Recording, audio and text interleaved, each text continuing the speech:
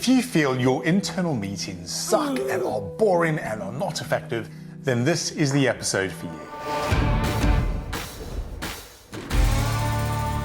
Communication in a business is absolutely essential. If you want to improve the communication in your business, then what you have to do is make sure that your internal meetings are absolutely perfect. And in this episode, I want to share some of the things that I believe are absolutely essential to making sure that your internal meetings aren't boring and a waste of time, but something that is actually useful, keeps people focused, and helps your business perform better. So before we get started, a bit of perspective. When it comes to team meetings, it's really important that you take some time to acknowledge the fact that there is a lot of overhead sitting around a table in a meeting. And if you don't make the best use of the time, then you are wasting a lot of time and a lot of money. So there's quite a lot at stake. Now, that's not to say that meetings shouldn't take place, they should. But we don't want them to overrun, we don't want them to be unfocused, we don't want the wrong conversations to happen in those meetings. We don't want meetings to be something that people dread. We want meetings to be something that actually helps people do their jobs properly. So how do you actually create these conditions in the first place? So my first tip is to make sure you have the right conversations happening in the right meetings in the first place. Often businesses will have weekly meetings and daily meetings. The purpose of those daily and weekly meetings should be to drive performance. It should be to understand what the priorities are, to understand what the challenges are, achieving particular KPIs. It should all be about performance and accountability. And sometimes what happens is that those daily and weekly meetings get hijacked by big conversation topics, strategic conversations, big discussion points. And often that means that the performance issues don't get the time that they need, and then people walk out of that meeting without the information and the focus that they need. Instead, they walk out having had a semi-interesting conversation with probably half the information that they're required to make any form of decision. Now, what we're trying to avoid is that situation happening for you. Make sure that you have the right conversations in your various meetings. The worst place to have a strategic conversation is in a weekly team meeting or in a daily huddle. Those big strategic conversations should happen once a month, probably at an off-site meeting. Equally, you shouldn't be talking about the day-to-day stuff in strategic meetings. So one of the things that's very important for you to understand is what is the purpose of the various meetings that we have in our business and what conversations should take place in those meetings. Be strong on that and be clear, and that will improve the overall effectiveness, because you're not going to get bogged down by having pointless conversations or conversations that aren't right for that meeting and for the people around the table. If you find this content useful and want to see more of it, then please like, follow, subscribe, or connect, depending on where you are watching. Tip number 2 is to have a proper agenda for every single meeting that takes place in your business. Your weekly team meeting should have a specific agenda with a specific set of agenda points that gets run through and reviewed every single week. And there should be a little bit of space for any other business, but the focus should be set out in advance. Your weekly sales meeting should have a specific weekly sales meeting agenda. As many of your agendas as possible need to be routine agendas. The point of these agendas is to keep everybody focused and having the right conversations in the first place.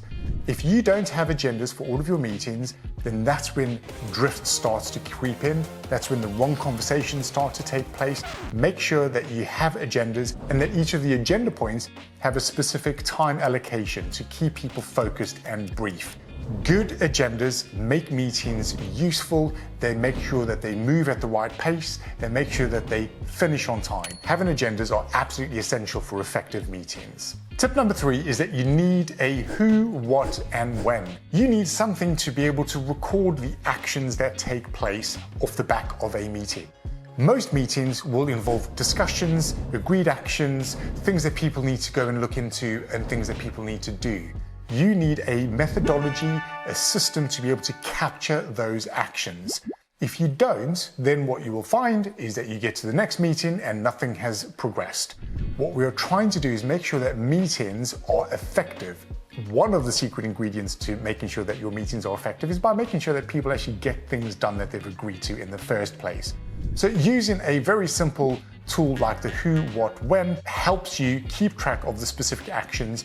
And then what you should do is, in the next meeting, look at the actions that haven't been implemented and ask the relevant person what they need to do over the next meeting to make sure that they catch up. This is a really important point. If your meetings don't result in actions, don't result in discussions and decisions, then it's kind of like, well, what is the point of that meeting in the first place? If you would like a copy of my who, what, when, just follow the link in the comments and I'll send one over to you. Right, my next tip is to agree your meeting etiquette for your business. I think it is really important that everyone has a clear understanding of what is acceptable and not acceptable in your meeting. So for example, are people supposed to have phones in meetings? Nope. Is it okay for people to answer emails in meetings? Is it okay for people to be interrupted when they are in a meeting? Is it okay for people to not follow through on the actions that they've agreed to? Whatever it is for you, you and your team must sit down and have a conversation about how you want to behave, what is acceptable, and those things need to be documented. That is what forms the standards for your meetings. Personally, I think that meetings should stop and start on time, no matter what. I don't think people should have devices in the room unless they are absolutely essential to the conversation being had in the meeting. I think that agenda points should be flagged up in advance. I think if you've agreed to do something off the back of the meeting, that there's an expectation that you actually do it, or that you communicate well in advance that you're not going to be able to do it, but you are working on it and it will be completed by X date. Good habits, good meeting discipline results in effective meetings that don't drone on for hours and bore everybody to death. I think getting your meeting etiquette sorted as a business is really important and actually a very healthy thing for you to do. And my final tip is to ensure that you have effective chairing taking place in all of your meetings.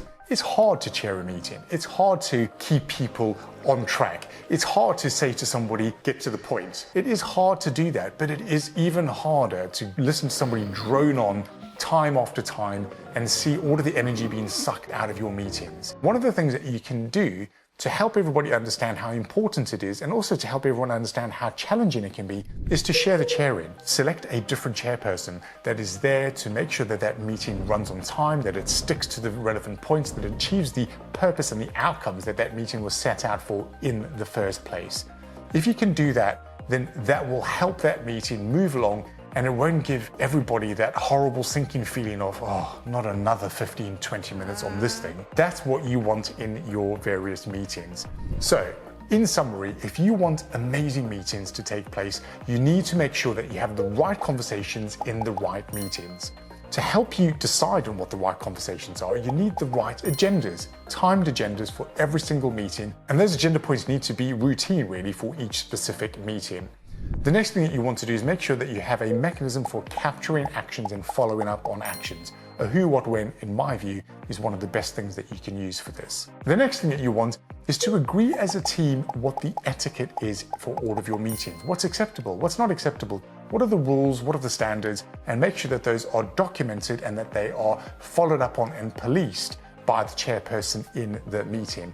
And finally, the chairperson needs to make sure that they chair the meeting properly, that they take control of that meeting, that they make sure that any waffle is managed, anybody sliding off topic is brought back to the topic, and that the actions are collected and the timing is stuck to. Do all of that and your meetings will transform the effectiveness of your business. Meetings are essential. We all recognize that we need good communication in our businesses, and meetings are one of the best mechanisms for you to be able to do that. So what do you need to do to improve the effectiveness of your meetings? Which of these 5 areas do you need to pay the most attention to? And what are you going to do about it over the next couple of days? See you next time on Mind Your Own Business.